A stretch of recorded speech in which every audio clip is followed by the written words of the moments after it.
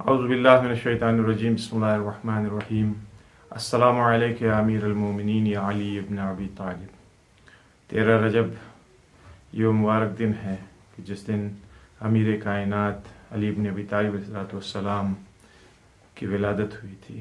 ہم اپنی جانب سے آپ تمام لوگوں کی خدمت میں اس عید مسعود کے موقع پر مبارکباد پیش کرتے ہیں۔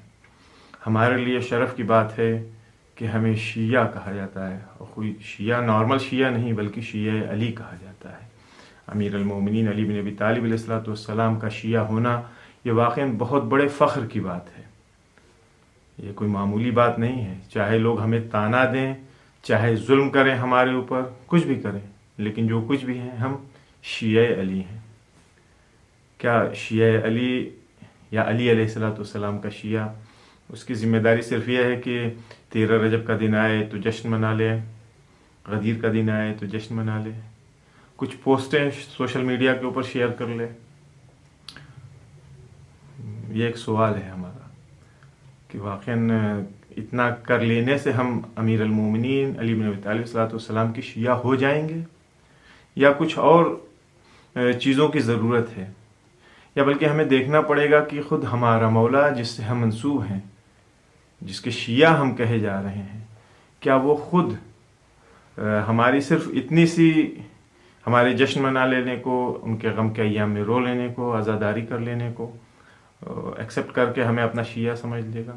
کیونکہ ایک دن امیر المومنین صلی اللہ علیہ وسلم نخلستان سے گزر رہے تھے، خلوت تھی، کوئی نہیں تھا، اکیلے جا رہے تھے، قدموں کی آہٹ ہوئی، کچھ پلٹ کے پیچھے دیکھا کچھ لوگ چلے آ رہے ہیں، پوچھا من انتم، تم لوگ کون ہو؟ تو ان لوگوں نے کہا کہ نحن شیعتنا یا علی، ہم آپ کے شیعہ ہیں اے علی۔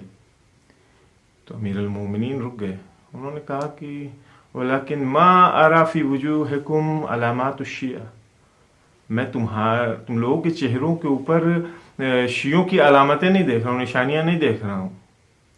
اس کا مطلب کہ امیر المومنین علیہ السلام کو زبانی دعویٰ نہیں چاہیے، بلکہ کچھ چیزیں ہیں، کچھ نشانیاں ہیں، کچھ کوالٹیز ہیں جو ہمارے اندر ہونی چاہیے تاکہ امیر المومنین اور دوسرے ائمہ اطہار وہ ہمیں اپنا شیعہ سمجھ سکیں۔ آج امیر المومنین کی نگاہ میں ایک شیعہ کو کیسا ہونا چاہیے؟ یعنی کیا مطلب؟ یعنی یہ کہ امیر المومنین علیہ السلام کی توقعات اپنے شیعوں سے کیسی ہے، کہ ان کے شیعوں کو کیسا ہونا چاہیے۔ مختصر سے وقت میں کوشش کروں گا کہ اس حدیث کو بیان کر سکوں۔ یہ حدیث کافی میں جلد 2 میں شیخ کلینی نے نقل کیا، فرماتے ہیں کہ شیعتنا المتبادلون فی ولایتنا، ہمارا شیعہ متبادلون، بذل کرتا ہے، بخشش کرتا ہے، خرچ کرتا ہے، کہاں؟ فی ولایتنا، راہ ولایت میں، ہمارے ولایت کی راہ میں۔ یہ مجلسیں جو ہم کرتے ہیں، جشن جو برگزار کرتے ہیں، امام بارگاہیں مسجدوں کو سجاتے ہیں، معصومین اماموں کے ناموں کے اوپر کھانا کھلاتے ہیں، پانی پلاتے ہیں، دوسرے کار خیر کرتے ہیں، کوئی کچھ نہیں کر سکتا، بینر لگاتا ہے، پرچم لگاتا ہے، یہ ساری چیزیں متبادلون فی ولایتنا کا مصداق ہے، بہت اچھی چیز ہے۔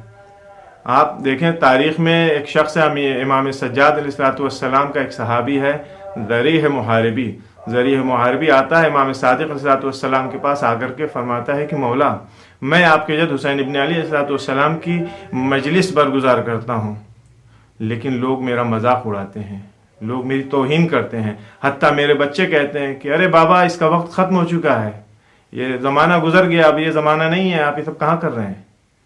امام علیہ السلام، امام صادق علیہ السلام نے تاریخی جملہ فرمایا کہ ذریح کن معنا، ہمارے ساتھ رہو، ہم اہل بیت اطہار کے ساتھ رہو، دع الناس، لوگوں کو چھوڑ دو، لوگوں کو رہا کر دو، اصلا ان کے چکر میں مت پڑو۔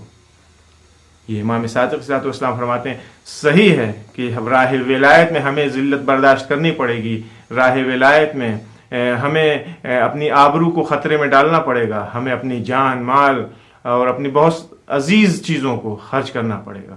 اگر ہم خرچ کر رہے ہیں تو ہم شیعہ امیر المومنین صلی اللہ علیہ وسلم ہیں۔ دوسری چیز جو امیر المومنین اسلام فرماتے ہیں، المتحابون فی مودتنا، ہمارے شیعہ متحاب ہیں، متحاب یعنی ایک دوسرے سے محبت دوستی کرنے والے ہیں، ان کی دوستی اور ان کی محبت ایک دوسرے سے یہ خدا کے لیے اور ہماری ولایت کی وجہ سے ہے. آپس میں ان کے اندر بغض و کینہ نہیں ہوتا ہے. امیر المومنین کے شیعوں کے اندر ایک دوسرے کے خلاف بغض و کینہ نہیں پایا جاتا ہے.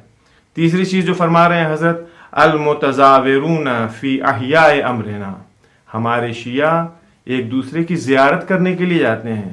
زیارت صرف مقامات مقدسہ کی نہیں، بلکہ مومن دوسرے مومن سے ملنے جاتا ہے اسے بھی زیارت ہی کہتے ہیں. ایک دوسرے سے ملنے کے لیے جاتے ہیں، ان کے پاس بیٹھتے ہیں، بیٹھ کر کے گفتگو کرتے ہیں. یہ امیر المومنین کے شیعوں کی پہچان ہے. بیٹھ کر کے گفتگو کرتے ہیں کہ مطلب کیا، فی احیاء امرنا، ہمارے امر کو احیا کرتے ہیں، زندہ کرتے ہیں. ہمارے امام کا امر کیا ہے؟ حدیث ہے امام کی امر. امام کا امر تاریخ ہے ائمہ اطہار کی، ان کی سیرت کو بیان کرتے ہیں، حدیثوں کو بیان کرتے ہیں، تاریخ کو بیان کرتے ہیں. یہ ہے جب اس کی گفتگو کرتے ہیں، ایک دوسرے سے سنتے اور سناتے ہیں، تو یہ احیاء امرنا کا مصداق بنتا ہے. حدیث ہے امام باقر صاحب السلام، ایک شخص آتا ہے امام باقر صاحب السلام کے پاس، آ کر کے کہتا ہے کہ مولا ہم 5-10 لوگ ہیں، کبھی کبھی ہم لوگ بیٹھتے ہیں آپس میں اور آپ کے کلام کو، آپ کی باتوں کو ہم لوگ ایک دوسرے سے بیان کرتے ہیں. ہم بیان کرتے ہیں، دوسرا سنتا ہے، دوسرا بیان کرتا ہے، ہم سنتے ہیں. جیسے امام علیہ السلام نے سنا، امام فرماتے ہیں واللہ احب ریحکم و ارواحکم، خدا کی قسم جب تم لوگ اس طرح کی گفتگو کرتے ہو تو تم لوگوں کے اندر سے ایک خوشبو نکلتی ہے. خدا کی قسم میں اس خوشبو کو، اس عطر کو بہت پسند کرتا ہوں. اتنے پر یہ امام نے اکتفا نہیں کیا، پھر فرماتے ہیں کہ ان اکون معکم، کاش میں بھی چاہتا ہوں کہ کاش میں بھی تم لوگوں کے ساتھ اس طرح کے جلسوں میں شرکت کرتا، بیٹھتا تم لوگوں کے ساتھ آ کر کے. یہ ہے احیاء امر ولایت اور امام علیہ السلام کے امر کو احیا کرنا. چوتھی چیز جو امام امیر المومنین علی بن ابی طالب علیہ السلام فرماتے ہیں اذا غضبوا لم یظلموا، اگر ہمارا شیعہ غصہ ہوتا ہے، غضب کرتا ہے، لم یظلم، کسی کے اوپر ظلم اور ستم نہیں کرتا ہے. امیر المومنین کی شخصیت وہ شخصیت ہے جو کبھی کسی کے سلسلے میں حضرت کی آنکھ سے آنسو نہیں نکلا ہے، بے تاب اور بے قرار اور پریشان نہیں. جارج جورداق کی کتاب اٹھا کے دیکھیے، صوت و عدالت الانسانیہ، اس نے بہت اچھے انداز میں اس کو بیان کیا ہے. لیکن یہی علی جب کسی یتیم کی آنکھوں میں آنسو دیکھتا تھا، کسی بیوہ کو دیکھتا تھا کہ اس کے اوپر ظلم ہو رہا ہے، دبے کچلے اور پست لوگوں کو دیکھتا تھا ان کے اوپر ظلم ہو رہا ہے، تو علی سے برداشت نہیں ہوتا تھا. ایک دن امیر المومنین کوفے کی گلیوں سے گزر رہے تھے، دیکھا ایک بچی کنیز تھی، وہ بیٹھی ہوئی گلی میں رو رہی ہے. رک گئے، پوچھا کیوں رو رہی ہو؟ کہا ہمارے مالک نے مجھے 2 درہم دیا تھا کہ جا کر کے بازار سے کھجوریں خرید کر کے لے آؤ. میں گئی، جا کر کے 2 درہم کا کھجور لے کر کے خرید کر کے آئی، مالک کو دیا. مالک نے دیکھا، کہا یہ اچھی کھجور نہیں، اس کو لے جا کر کے واپس کرو. میں دکاندار کے پاس گئی، دکاندار نے واپس لینے سے انکار کر دیا. میں گھر میں جاؤں تو کیسے جاؤں؟ امیر المومنین کی پیشانی پر بل آیا، اس کا ہاتھ پکڑا، کہا کہ آؤ چلو تم میرے ساتھ چلو. بچی لے کر کے آیا اس دکاندار کے پاس. دکاندار نے اس بچی کو دیکھا، حضرت نے فرمایا کہ اس سے کھجوریں واپس لے لو. چونکہ اس بچی کو دیکھ چکا تھا، پہلے منع کر چکا تھا، دوبارہ جب اس بچی کو دیکھا تو اس کو غصہ آ گیا. اس نے امیر المومنین کی توہین کیا، اپنا ہاتھ بڑھایا، حضرت کے سینے کے اوپر رکھ کر کے حضرت کو دھکا دیا. حضرت ذرا سا پیچھے ہٹے لیکن وہیں کھڑے رہے. اسی اثنا میں وہ لوگ جو اطراف میں موجود تھے انہوں نے حضرت کو دیکھا اور پہچانا، دوڑتے ہوئے آ کر کے دکاندار سے کہا کہ تم جانتے ہو تم نے کس کو دھکا دیا ہے، کس کو اپنے ہاتھوں سے پیچھے ڈھکیلا ہے؟ یہ فاتح بدر و خندق و خیبر ہے. مرحب و انتر جیسے عمرو بن عبدود جیسے اس کے سامنے نہیں ٹک پائے. اب جیسے اس نے سنا اس کا رنگ اڑ گیا، فوراً سر جھکا کر کے نادم ہوا کہ مولا مجھے معاف کیجیے کہ میں نہیں پہچانتا تھا. حضرت نے کہا ایک شرط کے اوپر معاف کروں گا، میں معاف کر دیا تم کو، لیکن شرط ایک ہے، آج کے بعد کبھی اس طرح کے طریقہ اپنانا، یعنی میرے ساتھ نہیں بلکہ اس بچی کے ساتھ کسی کے اوپر ظلم نہیں کرنا، کیونکہ ہمارا چاہنے والا وہ نہیں ہوتا ہے جو کسی کے اوپر ظلم کرے. 5ویں چیز جو حضرت فرماتے ہیں اذا رضوا لم یسرفوا، کہ جب راضی ہوتا ہے، خوشنود ہوتا ہے ہمارا شیعہ، خوشحال ہوتا ہے تو وہ اسراف نہیں کرتا ہے. یعنی کیا مطلب؟ جشن ہے، شادی ہے، کوئی پارٹی ہے، اس میں خوشی میں دیوانہ ہو کر کے بربادیاں نہیں کرتا ہے، اسراف نہیں کرتا ہے. اسراف گناہ ہے، ہمارا شیعہ گناہ نہیں کرتا ہے، ان چیزوں کا خیال رکھتا ہے. 6ٹھی چیز جو حضرت فرماتے ہیں وہ فرماتے ہیں کہ پڑوسیوں کے ساتھ ہمارا شیعہ مہربان ہوتا ہے، ان کے ساتھ رفق و مدارہ کرتا ہے. محبت کے ساتھ پیش آتا ہے ہمارا شیعہ.